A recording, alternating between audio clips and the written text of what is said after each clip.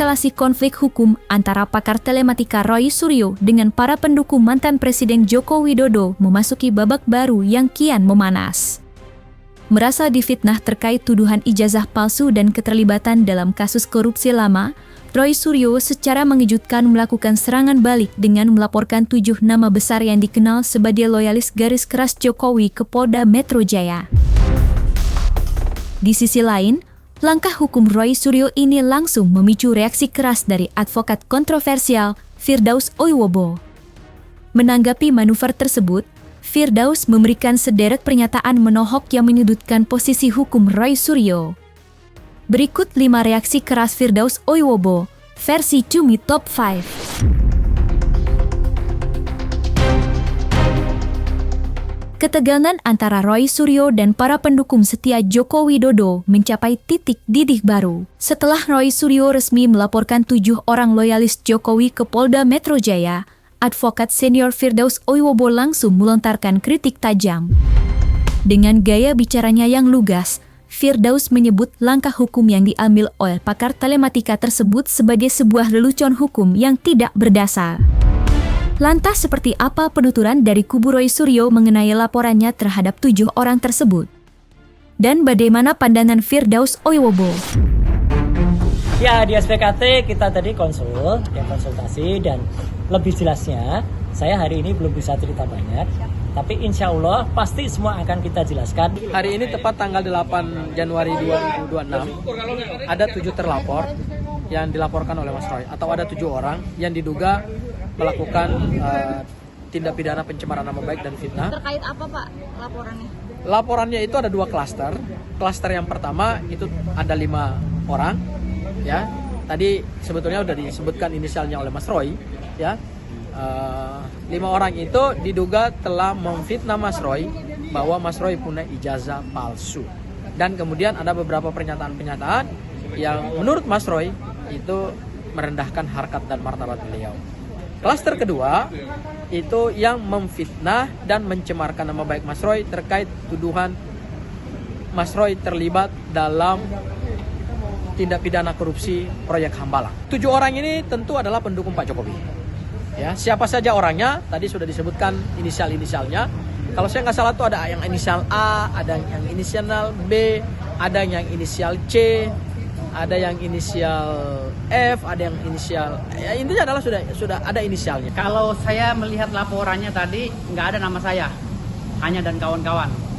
Tapi kalau Roy Suryo mengakumulasi laporannya tanpa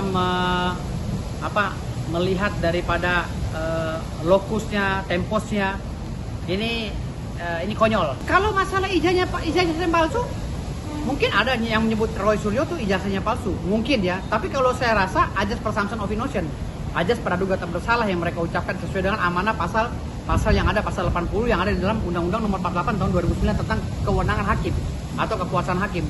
Jadi artinya pasal-pasal tersebut itu ada juga di dalam itu yang mengedepankan ajas presumption of innocence. Jadi kalau seandainya Roy Suryo dituduh ijazahnya itu palsu, ya udah tunjukin ijazahnya, gitu loh, tunjukin.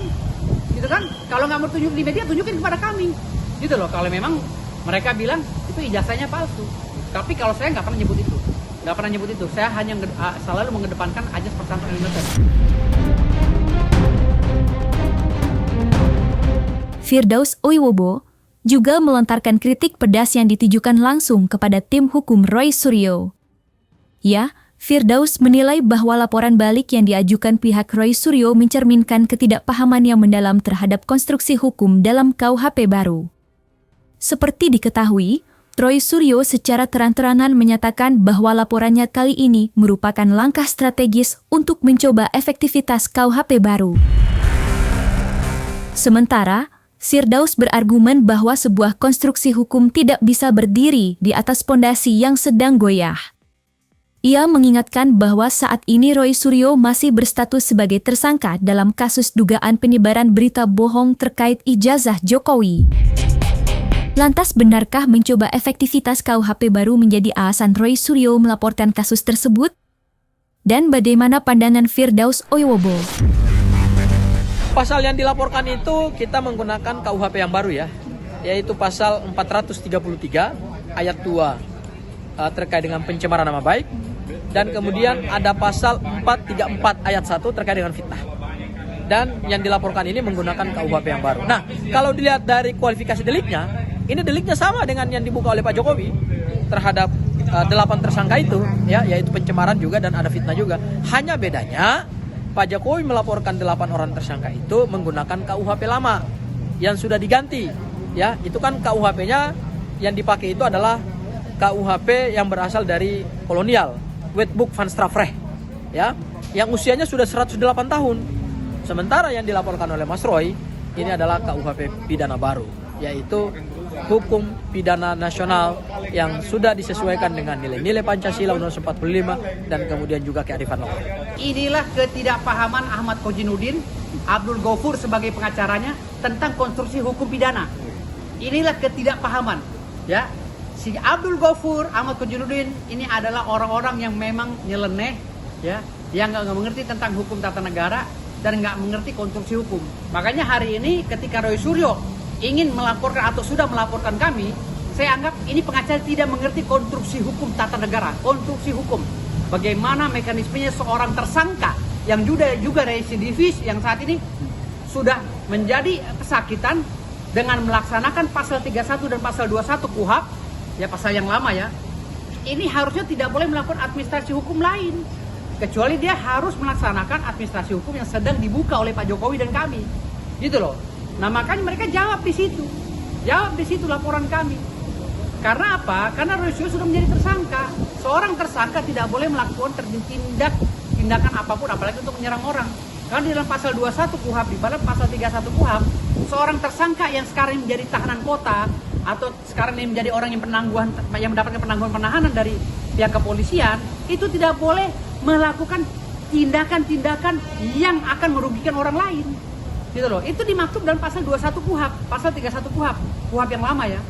Jadi artinya di sini kalau mereka melaporkan pihak daripada kami katakanlah ya, pendukung Jokowi, ini artinya Roy Suryo, CS, Ahmad Kojinuddin terutama dan Abdul Ghafur tidak sama sekali mengerti konstruksi hukum tata negara. Makanya mereka perlu belajar lagi. Firdaus Oiwobo muncul dengan peringatan yang menggelegar. Tak main-main, Firdaus mengancam akan segera melayangkan laporan balik jika namanya terbukti masuk dalam daftar target laporan Roy Suryo. Firdaus Oiwobo menegaskan bahwa setiap langkah hukum yang diambil harus memiliki dasar bukti yang kuat. Ia memperingatkan Roy Suryo agar tidak melakukan manuver sembarangan dengan menyeret nama orang-orang yang hanya menjalankan fungsi kontrol sosial atau memberikan pendapat hukum di depan publik. Lantas seperti apa ancaman Firdaus Oiwobo terhadap langkah hukum Roy Suryo? Kliennya sendiri si Roy Suryo akan dilaporkan oleh beberapa orang yang telah dilapor oleh dia. Sebelumnya Roy Suryo telah kami laporkan atas dugaan perbuatan mencuri panci dan reng-rengannya. Ingat ya, dan itu sedang berjalan di Polda Metro Jaya. Selain Pak Jokowi melaporkan ini, ya, kami juga melaporkan Roy Suryo atas pencurian panci negara loh, bukan panci mama. Ini lebih dikasih di atas lagi. Panci milik negara dibawa kabur oleh Roy Suryo 2 kontainer berikut dengan cotton bud dan lain-lainnya. Gitu. Jadi artinya di sini Roy Suryo akan menghadapi banyak laporan polisi. Di tengah gelombang laporan hukum yang dilayangkan oleh Roy Suryo, advokat Firdaus Oiwobo justru tampil semakin vokal dan berani. Firdaus menegaskan bahwa dirinya sama sekali tidak merasa terintimidasi oleh manuver serangan balik yang dilakukan pakar telematika tersebut. Dengan nada tegas, ia menyatakan akan terus berdiri di garis terdepan untuk membela kehormatan mantan Presiden Joko Widodo dari segala bentuk tuduhan yang ia anggap sebagai fitnah keji. Lantas seperti apa sikap tak gentar Firdaus Oiwobo? Benarkah ia akan terus menjadi garda terdepan Jokowi?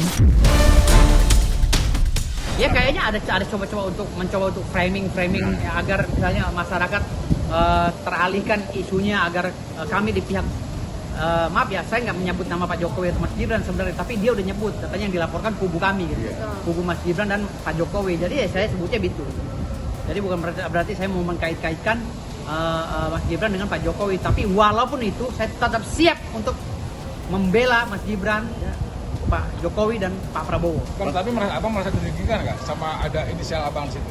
Enggak merugikan. Ini udah resiko saya memperjuangkan hak-haknya, hak politiknya Pak Jokowi dan Mas Gibran atau Pak Prabowo. Ini sudah resiko kami sebagai aktivis, dilaporkan, di penjara itu sudah siap. Saya ini pengacara ribut damo, saya udah bilang, saya ini ribut boleh, damai boleh. Jadi nggak ada takut-takutnya, saya nggak pernah mundurin gigi, nggak pernah. Saya gigi 6 terus dari dulu.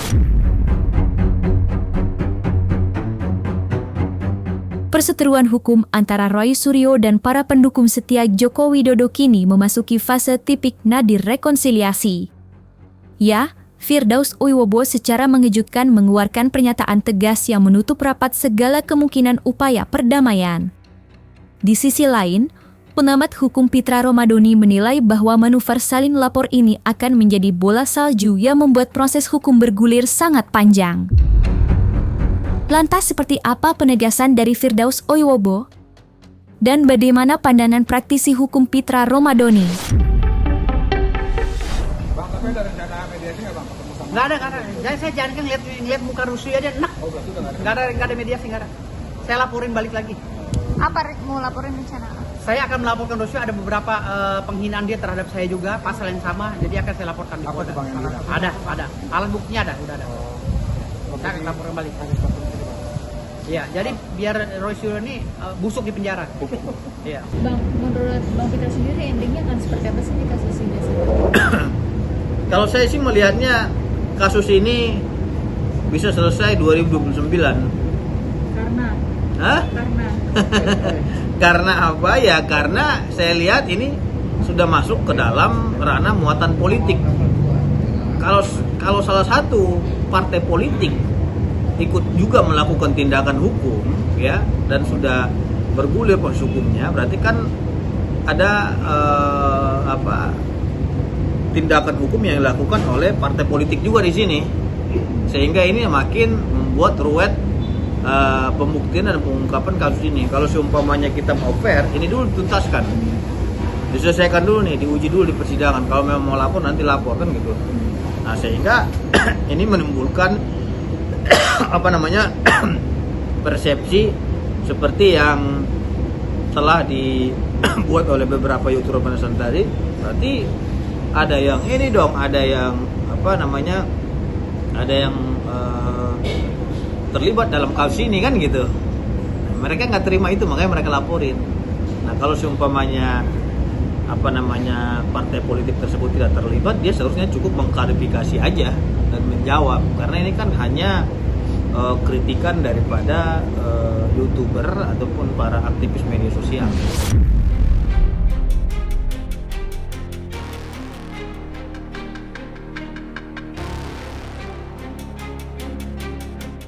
Nah, selesai sudah Cumi Lovers. Jangan lupa untuk like, subscribe, dan juga share channel YouTube Cumi Cumi.